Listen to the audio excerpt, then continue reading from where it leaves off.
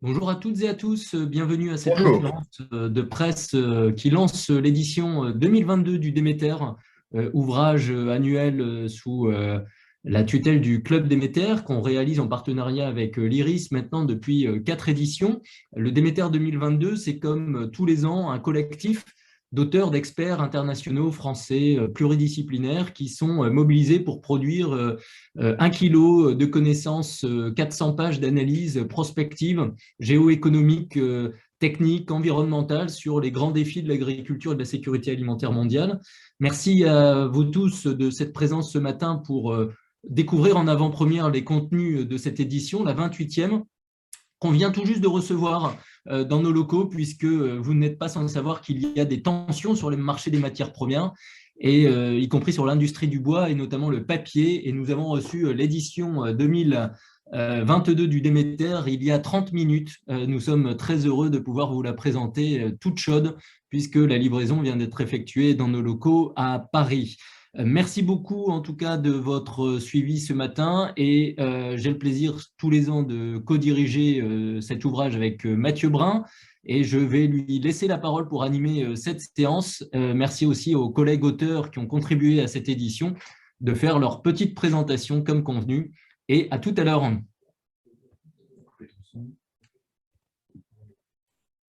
Bonjour à toutes et bonjour à tous. Merci pour votre présence ce matin pour cette présentation de l'édition 2022 du Déméter que on vient à l'instant de recevoir, comme vous l'a dit Sébastien. On est très heureux de votre présence et de vous présenter cette nouvelle édition qui comporte, comme chaque année, des rubriques que vous connaissez, mais qui cette année a mis un petit peu l'accent dans cette 28e édition qui est, comme toujours, une aventure assez longue qui dure près de 18 mois depuis la conception du sommaire jusqu'à sa production et à sa publication aujourd'hui. Une aventure de 18 mois avec 400 pages d'analyse réparties en 18 chapitres avec des encadrés comme toujours où on vous propose d'élargir vos perspectives sur les questions d'agriculture et d'alimentation. Ce sont cette année plus de 50 auteurs et une quinzaine de collaborateurs qui ont participé à cette édition, toujours aussi prospective, toujours aussi audacieuse. Une partie d'entre elles et d'entre eux sont avec nous ce matin et donc vont vous raconter leur chapitre. Bien sûr, il a fallu en choisir un nombre restreint. Sur les 50, on ne pouvait pas tous être présents ce matin, mais vous aurez de toute façon dans les mains bientôt ou sur les écrans l'édition et on sera à votre disposition, mes collègues et moi, pour vous mettre en contact avec les auteurs qui ont réalisé ces différents chapitres. Donc, 50 auteurs, une quinzaine de collaborateurs. Je précise aussi que ce travail est permis grâce à l'implication d'un comité de rédaction que je vous présenterai en fin de conférence de presse, qui sont une vingtaine d'experts. Une partie est là avec nous aujourd'hui. Des experts sur des sujets, sur des zones géographiques, sur des enjeux liés à l'agriculture et à l'alimentation et qui, toutes et tous, participent à la production de cette édition avec toujours des cartes. Vous en voyez une partie ici sur le beurre, sur le gaspillage, sur la méthanisation, sur Singapour. Bref, un ensemble très large d'enjeux et de questions qui sont traitées dans cette édition. Voilà un petit peu le sommaire de cette édition 2022 qui a pour titre, Sébastien vous l'a dit et vous l'avez vu aussi sur l'ouvrage qu'on vient à l'instant de recevoir, Alimentation, les nouvelles frontières. Donc la première partie de cet ouvrage, elle est consacrée justement à l'analyse de ces nouvelles frontières. Quelles sont-elles? Qu'est-ce qui se pose aujourd'hui à l'agriculture et à l'alimentation? On a choisi parce que aujourd'hui les enjeux d'alimentation ont tendance à concentrer et à agréger de nombreuses questions vis-à-vis de nos modes de production, nos modes de transformation. Donc, on a choisi d'orienter cette édition dans sa première partie, la première partie agrosphère, sur les questions d'alimentation, en essayant d'explorer ces frontières, des frontières nouvelles en termes de production, bien sûr, en termes d'innovation, mais aussi des nouvelles frontières qui se posent entre les différents acteurs. On est dans un contexte, il ne vous l'aura pas échappé, de souveraineté, de débat aussi stratégique, de réarmement des politiques agricoles et alimentaires. Si Sébastien a mentionné la pénurie de pâte à papier. On est aussi dans un cycle d'inflation alimentaire très important où les États musclent aussi leur marché et réfléchissent à sécuriser leurs approvisionnements alimentaires. Donc, cette nouvelle frontière, qui est à la fois une nouvelle frontière optimiste, positive, orientée vers les solutions. Samuel nous en dira quelques mots quand on parle d'Anthropocène. Ben, ces nouvelles frontières, ce sont aussi de potentielles nouvelles barrières qui sont mises et qui sont posées potentiellement entre les hommes, entre les pays, dans cette dimension d'échange. Je voudrais quand même vous rappeler aussi un élément assez fort qu'on a mis à l'agenda avec Sébastien, c'est ce triptyque, ces mots-clés que sont la relance, la puissance et l'appartenance, hein, des priorités agricoles pour tous. On a choisi de conjuguer ces trois mots-clés dans le texte qui vous est parvenu via le dossier de presse. Ces trois questions à la fois pour la France, pour l'Europe et pour le monde, mais surtout avec leur dimension agricole et alimentaire, hein. Des notions de puissance, bien sûr.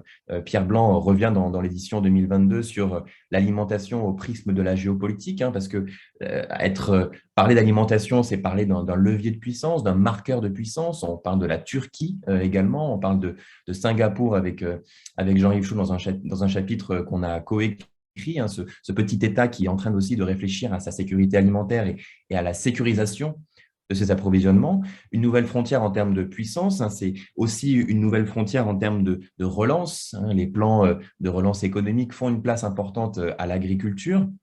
N'oublions pas qu'on est aussi en France dans un contexte où les chiffres du commerce extérieur sont sortis il y a assez peu de temps. On a une balance commerciale qui est déficitaire à plus de 80 milliards, alors que l'agriculture, après l'aéronautique et l'aérospatiale, est le troisième secteur contributeur à l'excédent, du moins qui permet de rebalancer un petit peu ces déficits commerciaux.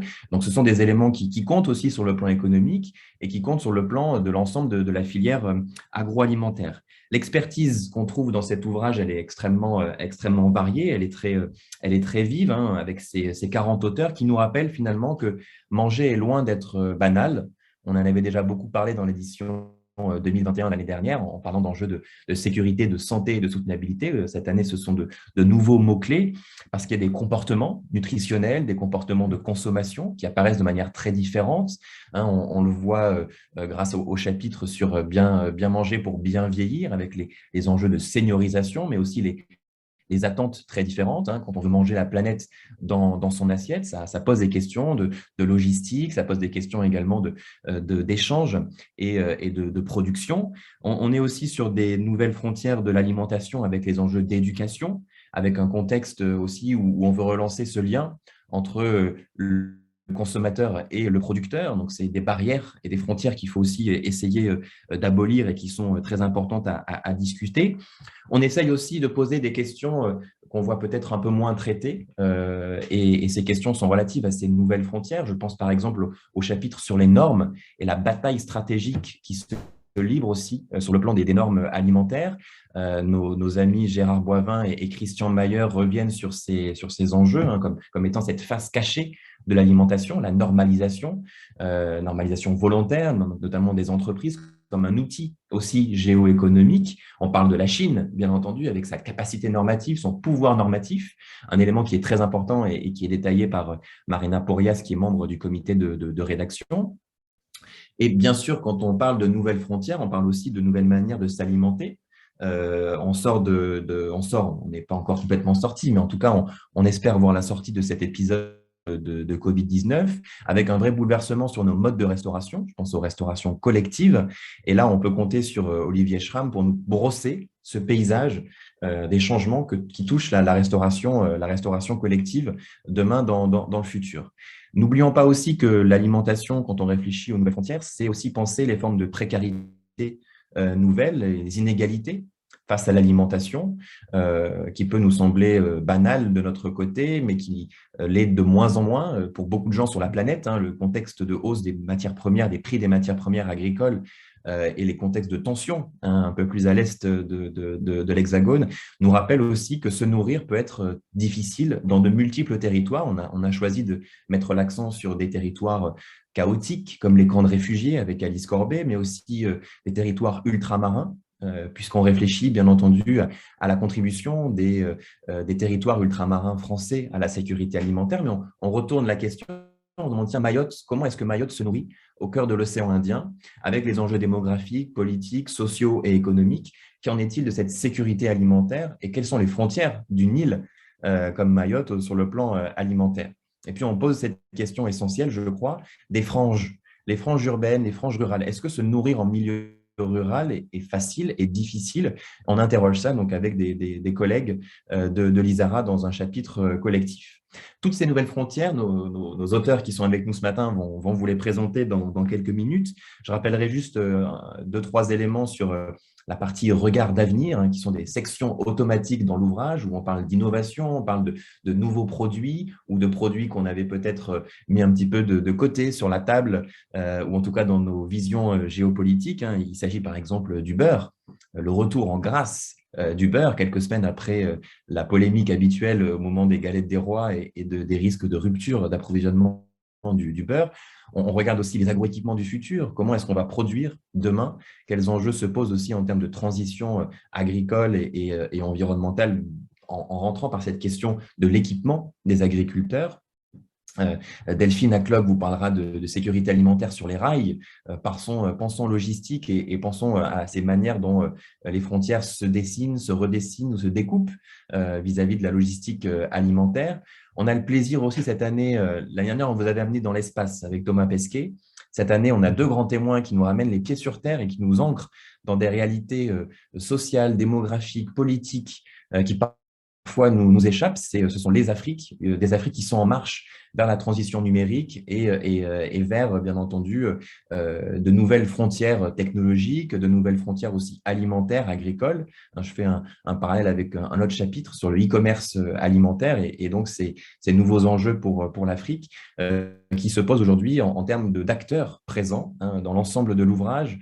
On s'interroge aussi sur celles et ceux dont on ignore l'investissement. Je pense aux fonds d'investissement qui sont très présents aujourd'hui dans le secteur agricole et agroalimentaire. Roberto Vitton, dans un chapitre en anglais, nous a fait le plaisir d'analyser le rôle de ces fonds. Je terminerai juste par vous signaler que, comme chaque année, nous faisons place aussi aux futurs jeunes talents. Et c'est important de le préciser parce que dans un mois, nous allons remettre l'édition 2022 du prix Déméter à des étudiants d'écoles partenaires du Club Déméter. Et cette année, dans l'édition, vous découvrirez les travaux qui ont été conduits par des étudiants de Grenoble École de Management et de l'Université Sorbonne sur le maïs en Éthiopie, mais aussi sur la vision d'étudiants en école de commerce des enjeux alimentaires, de transition, d'alimentation durable.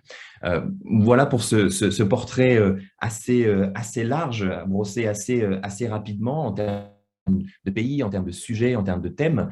Sébastien vous l'a redit, ces 400 pages, ce sont aussi une continuité, des continuités avec les éditions précédentes et avec les éditions à venir qui seront toutes aussi intéressantes, prospectives et stimulantes. Ce sont aussi ces pages-là des outils pour chacun d'entre nous pour réfléchir aussi aux enjeux agricoles avec le regard prospectif et le regard des scénarios. Donc, je vous invite vraiment à lire ces textes, à revenir vers nous si vous voulez échanger, discuter avec certains des auteurs. Aujourd'hui, on a le plaisir d'en accueillir une partie. On aura sept personnes qui vont vous pitcher un exercice difficile quand on écrit un chapitre très très long, de raconter en quelques mots les grands enjeux de nos chapitres. Mais on va faire ce tour d'horizon avec chacun d'entre vous dans les minutes qui suivent. L'exercice est assez convenu, difficile, j'en ai bien conscience, mais chacun d'entre vous va pendant 2-3 minutes prendre la parole pour présenter leur chapitre et leur contribution à cette édition. Et puis ensuite, on ouvrira la séance de questions et réponses. Je vous invite dès à présent, si vous avez la moindre question, à l'inscrire dans le chat, qui est possible sur la plateforme. Et sinon, à la fin, de lever la main pour qu'on puisse vous donner la parole et adresser vos questions aux différents auteurs qui sont avec nous ce matin. Mais je reviendrai sur cette manière de procéder.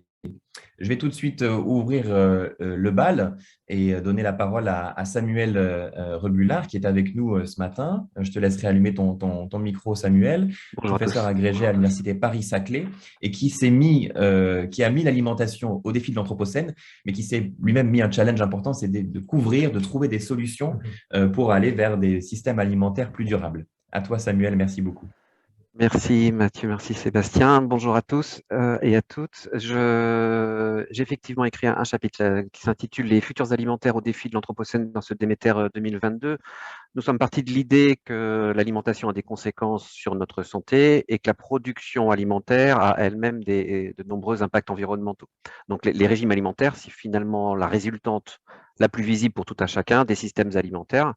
Elle se retrouve à la croisée de nombreux chemins, et en particulier des questions de santé et d'environnement. Donc la question à laquelle on cherche à répondre dans l'article, c'est vraiment comment faudrait-il que les régimes alimentaires mondiaux évoluent pour satisfaire à la fois les exigences nutritionnelles et les ambitions environnementales. Donc, on dépasse le simple constat qu'il y a des choses à améliorer, aussi bien sur le plan nutritionnel qu'environnemental. On s'intéresse aux solutions dans leur diversité et puis dans une dimension internationale et prospective. Sur le plan environnemental, on ne va pas s'arrêter simplement aux questions climatiques, même si c'est déjà un sujet vaste. Quand on parle des interactions avec les systèmes alimentaires, ça resterait très réducteur. En effet, il y a des mesures qui sont favorables à l'atténuation du changement climatique, qui ne seraient pas favorables à la biodiversité, à l'érosion des sols ou à la pollution, par exemple. Enfin, je donne des exemples dans le chapitre. Donc, après un rappel des enjeux, aussi bien nutritionnels, de sécurité alimentaire plus généralement, et puis des enjeux environnementaux, je suis dans l'article, dans le chapitre, un fil par catégorie d'aliments, en se concentrant d'abord sur les aliments sources de protéines qui sont au cœur des enjeux, hein, donc les viandes, les poissons, les légumineuses, mais on parle aussi des insectes, on parle des mollusques, on parle des aliments technologiques, hein, substituts végétaux à la viande, les viandes de synthèse, etc. Et puis il y a toute une dimension également sur la production végétale et ses impacts environnementaux et la façon dont il faudrait la faire évoluer en termes de diversité de production et pour des questions nutritionnelles, hein, bien sûr, et puis également dans les modes de production agricole pour des raisons plutôt environnementales. Donc l'idée à chaque fois, c'est de rappeler des grands ordres de grandeur, de moduler les arguments, hein, de faire de la dialectique. L'idée, c'est pas d'apporter évidemment des solutions toutes faites, mais de montrer ce que l'état de l'art et ce qu'on sait aujourd'hui des différentes perspectives et prospectives que l'on peut énoncer. Ce qui est essentiel, hein, enfin, ce qui me paraissait essentiel, c'était de sortir en gros des grands clichés. Bon, on va prendre un exemple que tout le monde a en tête, la réduction de la consommation de viande, qui nous paraît une évidence pour nous en Europe. Elle ne va pas forcément être si évidente dans des régions du monde où on a des carences chroniques en fer. Donc, il faut réfléchir évidemment à ces questions-là de façon plus large et surtout déclinée localement. Donc, je détaille ensuite le régime alimentaire de référence qui a été produit par les travaux de la commission EAT-Lancet, qui permet d'atteindre des recommandations nutritionnelles qui respectent un certain nombre de critères environnementaux. Et donc, dans l'article, je donne des éléments de discussion sur son universalité, sur ses déclinaisons locales possibles. Donc, globalement, même si on a des idées de plus en plus précises sur ce que devraient être des régimes alimentaires qui sont à la fois sains et environnementalement durables, il y a encore de nombreux points de discussion que j'expose sur les compromis entre les bénéfices environnementaux, les déclinaisons locales des régimes alimentaires. Ces déclinaisons locales, elles doivent satisfaire évidemment les préférences culturelles, les conditions agroécologiques, l'accessibilité économique, etc. Et puis, il y a également des discussions sur les mesures collectives, institutionnelles ou non d'ailleurs, qu'il faudrait mettre en place sur l'information et l'orientation pour l'information et l'orientation des comportements des consommateurs, avec toujours cette idée qu'au-delà d'être simplement un jeu de contraintes, l'alimentation reste toujours un plaisir. Voilà, je vous remercie. Merci beaucoup, Samuel. Et sans plus attendre, on continue parce qu'en fait, c'est un bon enchaînement sur les questions d'innovation. Et je remercie Jean-Pascal Berger de s'être rendu disponible aujourd'hui, en sachant que l'agenda Océan est très marqué en ce moment avec le sommet à Brest, le sommet mondial des océans. Et donc, on explore cette nouvelle horizon aussi, cette nouvelle frontière de l'alimentation et de l'innovation qui est la mer et les produits de la mer.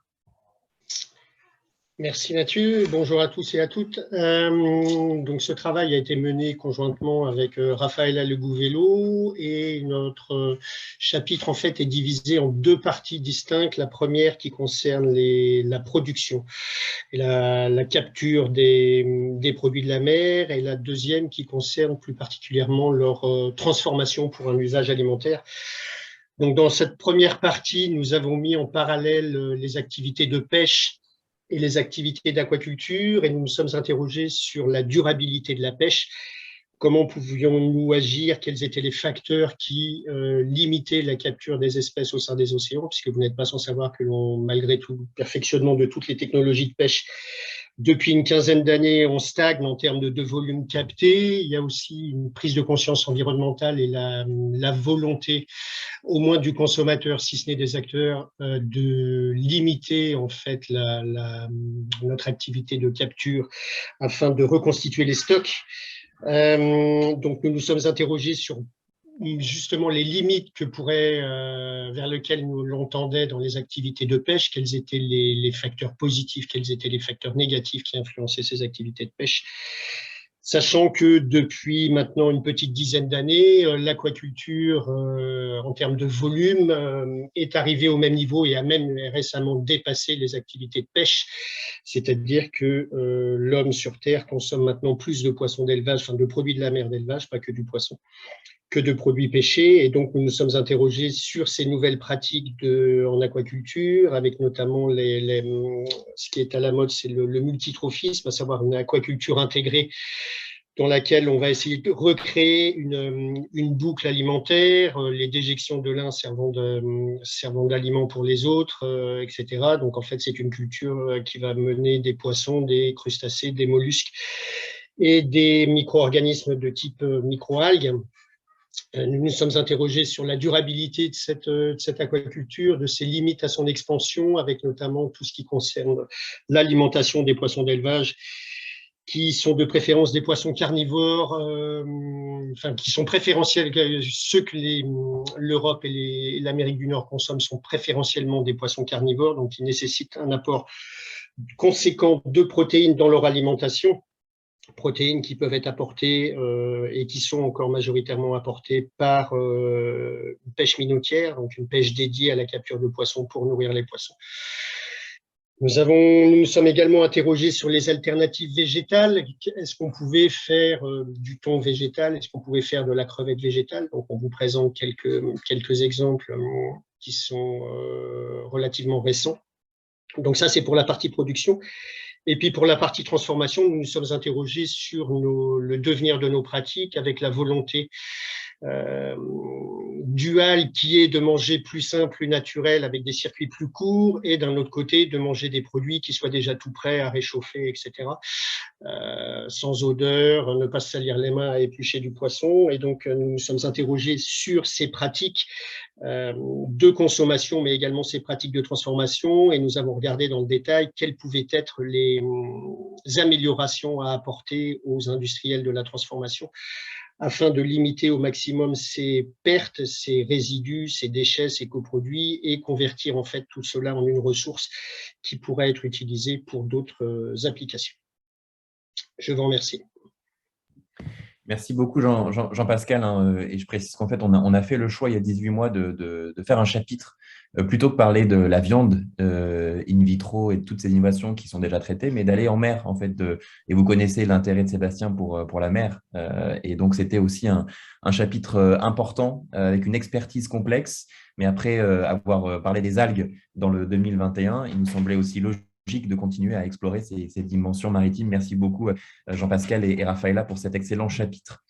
Il y a une question qu'on a posée aussi dans le Déméter 2022, c'est celui à la fois de la qualité, l'importance de la qualité de notre alimentation, et puis la manière dont on raconte cette qualité, notamment sur les réseaux sociaux qui prennent de plus en plus de place. Et Sandrine, avec nous, va nous le rappeler dans quelques minutes, qui a coécrit un chapitre sur le sujet. Est-ce que finalement cette qualité alimentaire est un petit peu une grande oubliée des réseaux sociaux? Quelle est la place de la qualité aujourd'hui dans ce qui se passe sur TikTok, sur Instagram et sur les autres réseaux sociaux bien connus des jeunes et des moins jeunes? Sandrine, ton micro doit être éteint. Ah, alors, je pense qu'on ne t'entend pas.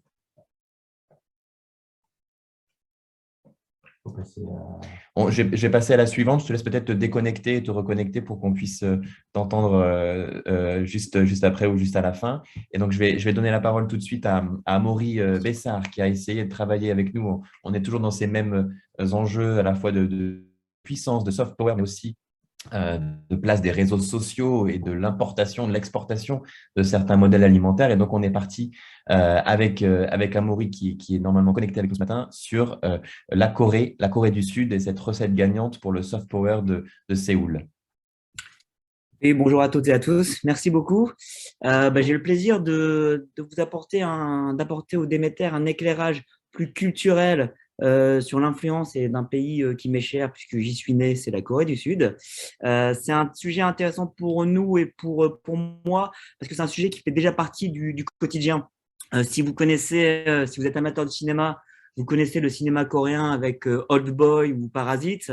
Si vous êtes à l'écoute un peu des nouvelles séries télé de Netflix, vous connaissez forcément, vous n'êtes pas passé à côté du phénomène qui s'appelle Squid Game. De la même manière, si vous avez des enfants adolescents, vous connaissez les boys bands et la K-pop, notamment BTS, qui est un groupe de K-pop qui est le groupe qui a le plus d'abonnés sur Instagram au monde. Et en fait, tous ces éléments-là créent le soft power coréen sur une base culturelle. Il y a un nom en Corée du Sud pour ce phénomène, ça s'appelle le Hallyu, ce qui, en termes on va dire, de traduction, signifie vague culturelle. C'est un petit peu ce qu'on va décrypter dans cet éclairage et globalement, on va regarder quels sont les ressorts et les leviers de cette influence au prisme de ce qu'a fait les États-Unis, de ce qu'ont fait les États-Unis après-guerre, de ce qu'a fait le Japon dans les années 80, justement pour essayer de créer une influence de produits culturels. Ce qui est intéressant, c'est que sur ces éléments de cinéma, de séries, de musique, la Corée du Sud a ajouté la brique gastronomie et cuisine. Certains d'entre vous connaissent la cuisine coréenne qui est fondée sur l'harmonie et l'équilibre. L'harmonie entre terre et mer, on en parlait de la mer justement, l'harmonie entre végétal et animal, l'harmonie des couleurs, l'harmonie des nutriments. Donc, il y a un vrai enjeu d'équilibre qui permet d'avoir finalement une cuisine un peu à la mode, ce qu'on appelle aussi une cuisine instagrammable. Preuve est que la cuisine coréenne aujourd'hui, c'est la 4e cuisine la plus discutée dans le monde, notamment sur un réseau social comme Instagram, avec plus de 9 millions de publications sur le sujet. Devant elle, on a le Japon, l'Italie, l'Inde. Pour petite comparaison qui n'est pas raison, mais la France est loin derrière avec 1,5 million de publications. Donc, c'est intéressant de voir finalement l'aura mondiale de ces cuisines-là et de décrypter un petit peu comment elles arrivent à influencer le monde, notamment via les réseaux sociaux. C'est ce qu'on va découvrir dans le chapitre auquel j'ai participé et on va voir un peu comment les termes que certains connaissent, le bibimbap, le kimchi, le samjang, le bulgogi, tous ces éléments de la cuisine coréenne, constituent la cuisine coréenne, sont finalement portés à la fois par cette vague culturelle plus globale et en même temps par une stratégie de puissance qui permet, via des communautés actives sur les réseaux sociaux, de pouvoir la faire émerger aux yeux de tous et la mettre sur l'agenda. Donc voilà un petit peu l'éclairage que l'on va apporter en complément de l'article de fond sur l'influence sur les réseaux sociaux. Merci beaucoup Amaury. Vous le voyez, donc dans cette édition, on regarde à 360 degrés les questions d'alimentation et ce qui se passe ailleurs dans les exemples que tu as mentionnés, Japon, Inde, sont aussi extrêmement intéressants et enrichissants. On va rester non pas sur l'Asie, mais sur des questions à la fois de logistique et de cuisine, mais aussi de sécurité alimentaire en allant faire un tour sur les rails. Cette fois-ci, dans le Déméter, on a maintenant l'habitude de mettre en avant un sujet logistique ou géoéconomique. On parlait l'année dernière de l'extraterritorialité du droit américain et ses conséquences sur l'agriculture et l'alimentation. Et cette année, on monte en gare avec Delphine Lacloque pour essayer de voir en quoi est-ce que le rail participe à la sécurité alimentaire.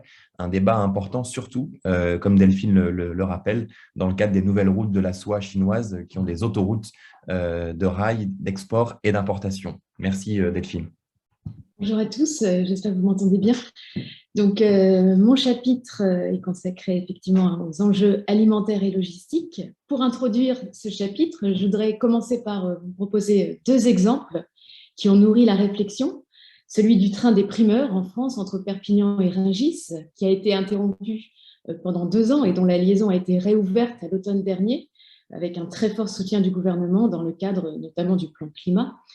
Second exemple, celui du recours au train par la SNCF pour satisfaire les consommateurs japonais en attente de caisses de Beaujolais nouveau à l'automne 2020. Ceci alors que le fret aérien était saturé en raison de la crise sanitaire. Partis de Lyon, ces caisses ont rejoint le port de Shanghai en empruntant les nouvelles routes ferroviaires de la soie que vient d'introduire Mathieu, avant d'être chargées sur un cargo et finalement de rejoindre le port japonais de Yokohama.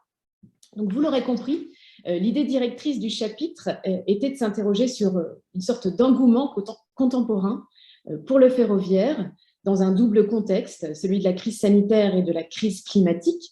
Ceci après des décennies marquées par le repli des trafics ferroviaires face à la montée en puissance d'autres modes de transport, notamment le transport routier et à l'échelle mondiale, le transport maritime.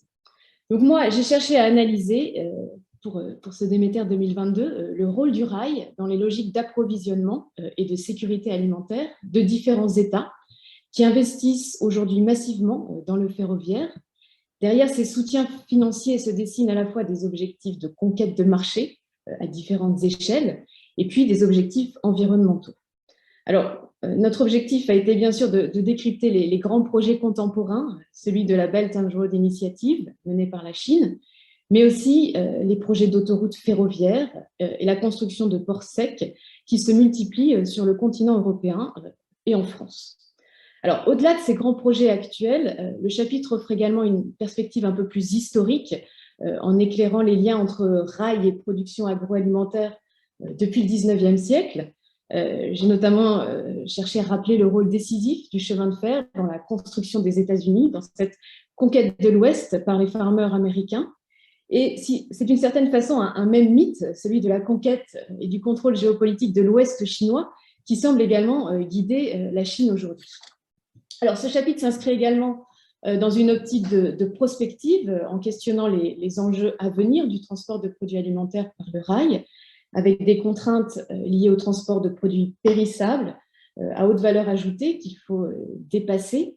Et donc, ces contraintes ont mené aujourd'hui à des stratégies d'innovation technologique qui sont à l'œuvre parmi les acteurs du ferroviaire. Autre enjeu majeur, c'est la recherche de ce qu'on appelle l'intermodalité et de transbordement plus rapide, plus fluide entre les différents modes de transport, que ce soit dans un port ou au passage d'une frontière terrestre. Ce qui m'amène à ces quelques derniers mots de conclusion pour introduire ce chapitre.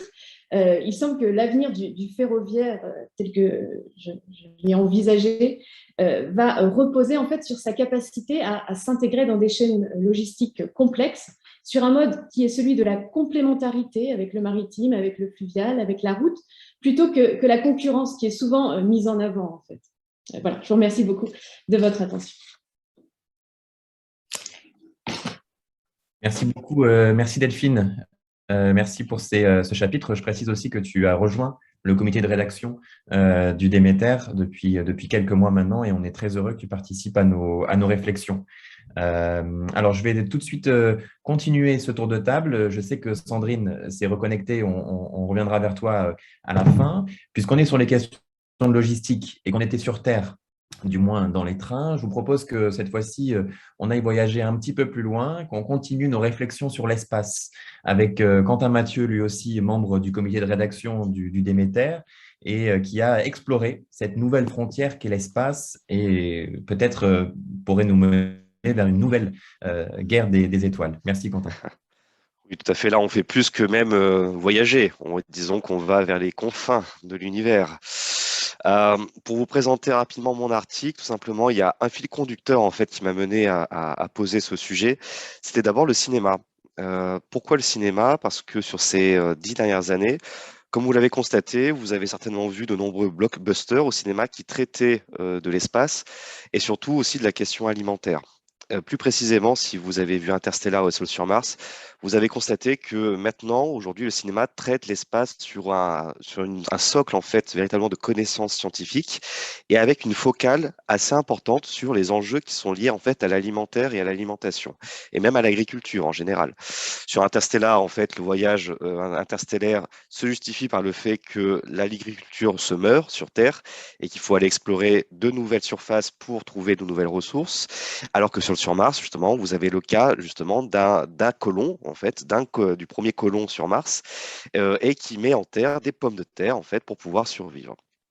Donc le fait est, la question que je me suis posée, c'était de savoir, à l'heure actuelle, qu'est-ce qu'on mange, en fait, dans l'espace? Qu'est-ce qu'on peut manger? Qu'est-ce qu'on mangera? Et aussi, est-ce qu'on peut cultiver dans l'espace et quelles sont nos limites, à l'heure actuelle, physiques et logistiques? Donc le fait est que ce qui est intéressant à travers ce prisme en fait agricole et alimentaire, c'est que les voyages spatiaux en fait ont été très fortement dépendants aussi de notre capacité à nous nourrir et à l'avenir en fait à pouvoir produire dans l'espace. Et en ça, ce qui est très intéressant, c'est que depuis les premières missions d'exploration spatiale, l'enjeu alimentaire était déjà là et on le voit très bien qu'au fur et à mesure en fait des missions qui se sont écoulées et des échanges aussi qu'il y a pu y avoir entre différentes nations pour pouvoir explorer l'espace, l'alimentation a toujours été centrale. Donc c'est un premier aspect en fait que j'ai traité dans l'article et qui a ensuite amené aussi à faire une liaison en fait avec le processus d'innovation aussi bien sur Terre que dans l'espace et à voir comment ces innovations ont permis d'un autre côté d'améliorer notre capacité de nous nourrir sur Terre et d'un autre côté les innovations terrestres, comment est-ce qu'elles ont pu nous permettre aussi d'allonger la durée des missions spatiales et améliorer le confort des spationautes et des cosmonautes, même si maintenant on n'utilise plus ce terme. Donc le fait est qu'on voit qu'il y a bien un processus qui s'est auto-alimenté entre les deux et que l'alimentaire a été essentiel et surtout aussi une demande des voyageurs spatiaux, du fait que vous vous doutez bien que les premières rations que l'on dispensait lors des premières missions spatiales étaient relativement frugales et peu appétissantes, et que les spationautes, et que certaines anecdotes sont là pour le montrer, hein, j'ai pris cet exemple justement d'un spationaute américain qui avait introduit en douce un sandwich de bœuf, alors qu'il n'était pas autorisé à le faire, hein, et que cela a failli d'ailleurs mettre en péril la mission à cause de l'émiettage du sandwich qui a envahi les appareils. Mais le fait est que vous voyez que même dans l'espace, l'alimentation aussi est toujours au cœur de notre esprit et de nos estomacs. Le fait est que aujourd'hui se posent certaines limites, certaines contraintes, et le fait est que on va devoir se projeter à l'avenir pour savoir si, au-delà de l'intérêt philosophique hein, et de l'intérêt humaniste d'aller au-delà de nos frontières terrestres, surtout quels sont les défis techniques que l'on va devoir relever pour pouvoir conquérir l'espace. Bien sûr, on se posait des questions, donc quelles sont les cultures que l'on va retenir, quelles sont les espèces que l'on va emmener avec nous, peut-être que justement la seafood ou que les insectes auront un enjeu majeur en termes d'apport en protéines et notre capacité de survie, et aussi est-ce que le génie humain va permettre justement d'installer des modules sur des espaces extrêmement instables et des espaces qui sont extrêmement difficiles à vivre au quotidien. Voilà, toutes ces questions sont posées et surtout, on a déjà des réponses et des premiers espaces de solutions qui nous sont offerts. Donc, tout cela nous fait dire aussi que à l'avenir va aussi se poser à travers cette exploration spatiale des enjeux géopolitiques qui vont dépasser le cadre terrestre. On le voit aussi depuis quelques temps, hein, on a vu des milliardaires justement commencer à vouloir explorer l'espace, à commencer à vouloir investir. On voit très bien aussi le succès aujourd'hui de la société de SpaceX, d'Elon Musk, qui repousse de plus en plus les frontières et les limites humaines en termes d'exploration spatiale. Et le fait est que les nations vont certainement beaucoup investir dans les prochaines années sur la thématique agricole et sur la thématique spatiale, donc jointe, puisque la capacité en fait à pouvoir conquérir un nouveau territoire va aussi dépendre de la capacité à pouvoir se nourrir sur ce territoire. Et c'est là où donc se posent tous ces enjeux géopolitiques à venir, au-delà des dystopies que l'on peut voir au cinéma et de ce que on va dire des magnifiques images que peuvent nous offrir aujourd'hui le cinéma vis-à-vis de l'espace, va aussi se poser des questions profondément humaines et profondément géopolitiques à l'avenir avec l'espace. Merci beaucoup, Quentin. Tu as eu raison de rappeler l'importance du cinéma, hein, puisque l'année dernière, tu étais déjà l'auteur dans l'édition 2021 de ce chapitre sur le cinéma, la place du cinéma et la place de l'agriculture dans le cinéma, avec aussi un encadré sur les États-Unis et l'exploration de ces nouvelles frontières depuis la conquête de l'Ouest jusqu'à la conquête de l'espace. Donc, on est sur des continuités et comme toujours au sein de cette édition, au sein de cet ouvrage de référence, on pousse les frontières un peu plus loin, on explore, on voit loin, comme on dit chez nous au sein du Club Déméter. Alors justement, pousser les frontières, ça veut dire aussi s'intéresser au marché et aux tendances de consommation. Cette année, on a le plaisir de vous présenter une série de repères et c'est ma collègue Anaïs Marie qui est chargée des publications et des études avec qui on a beaucoup travaillé sur ces repères qui va vous les présenter, vous les brosser. Merci beaucoup Anaïs. Merci Mathieu. Dans cette 28e édition du Déméter, on traite des sujets brûlants d'actualité pour l'agriculture et la consommation. Et dans ce contexte, les produits de consommation alimentaire occupent une place particulièrement importante.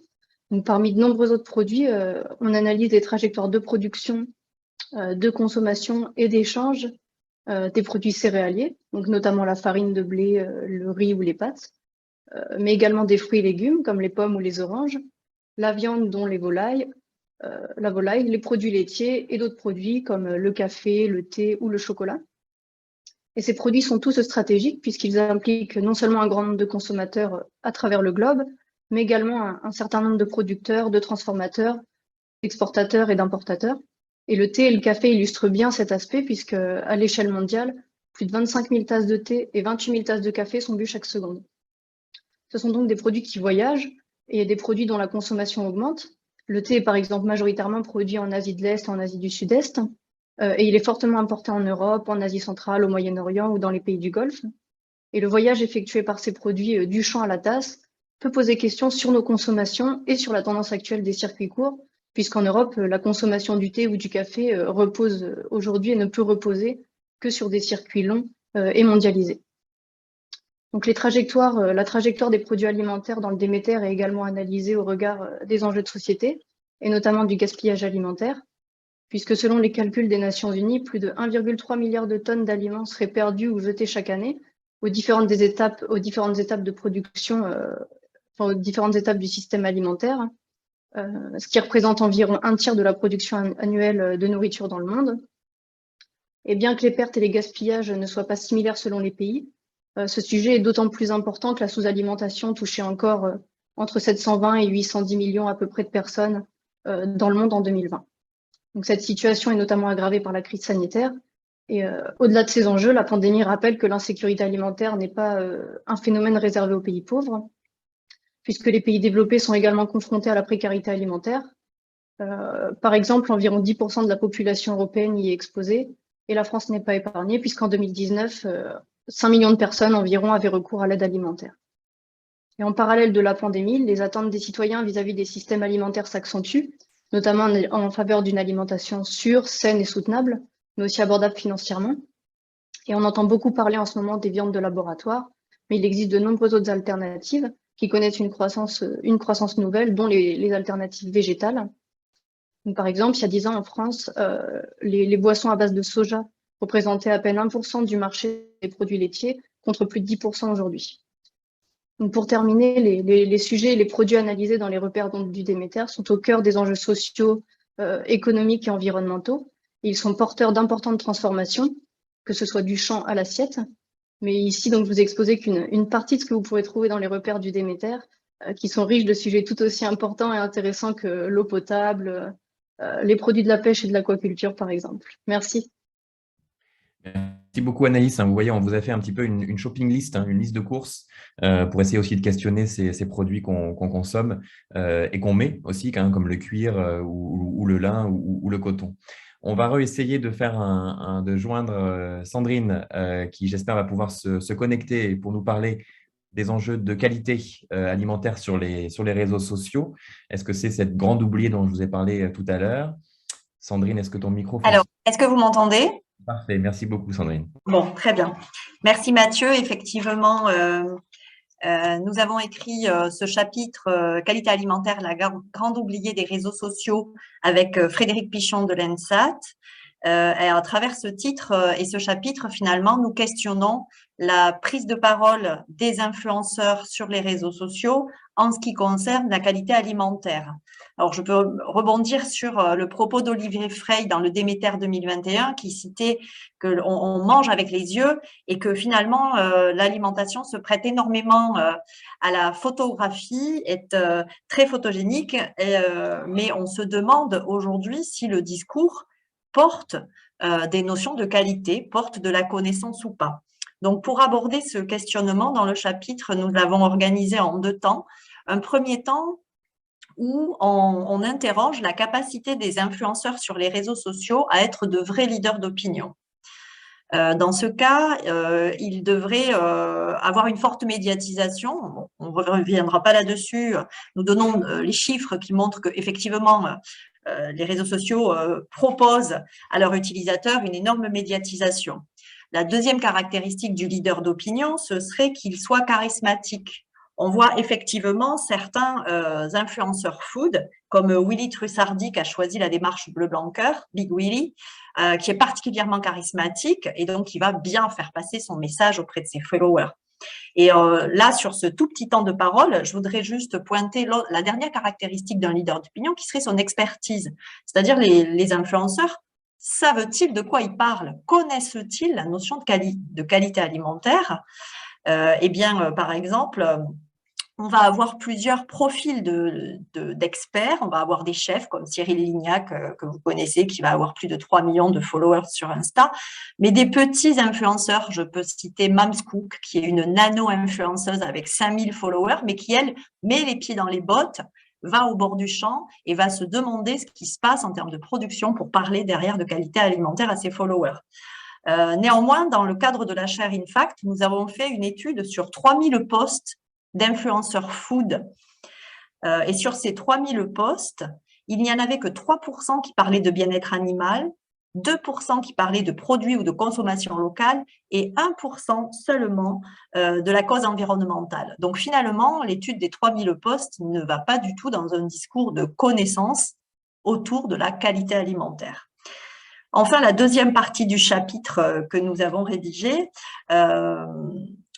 essaie de poser des réflexions sur la façon d'aborder ces influenceurs, comment les filières agricoles et les différents acteurs des filières agricoles peuvent segmenter ce marché, excusez-moi du terme, des influenceurs et structurer, organiser et se fédérer autour d'une prise de parole bien organisée pour pouvoir effectivement prendre la parole sur la notion de qualité alimentaire qui, semble-t-il, effectivement, pourrait être la grande oubliée des réseaux sociaux.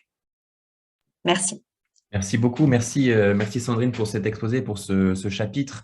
C'était important pour nous qu'on explore cette frontière des réseaux sociaux, toujours en construisant sur ce qu'on a dit par le passé, sur ce qu'on a publié par le passé, notamment sur les questions de l'avocat, qui est un bel exemple et vous le retrouvez dans le Déméter 2022. Sandrine, puisque tu as parlé de chefs, d'influenceurs, je vais quand même vous faire juste un petit rappel, une piqûre de rappel pour vous dire que ce soir, nous aurons des chefs, nous aurons des influenceurs et nous aurons des gens qui pensent l'alimentation et l'agriculture au cours de la conférence de lancement du Déméter 2022, une conférence publique où aujourd'hui vous en avez la primeur de ce sommaire et de ces contenus. Mais ce soir, le grand public en présentiel et en visio aura la chance et l'opportunité de discuter à la fois avec Sébastien et moi, mais aussi avec Guillaume Gomez, Anne-Cécile Suzanne, Jean-Yves Chaud, Nathalie Hutter-Lardot et Amine Youssouf. Et on va donc explorer ces nouvelles frontières de l'alimentation et de l'agriculture. Je vous remercie toutes et tous pour vos questions, vos réflexions. On va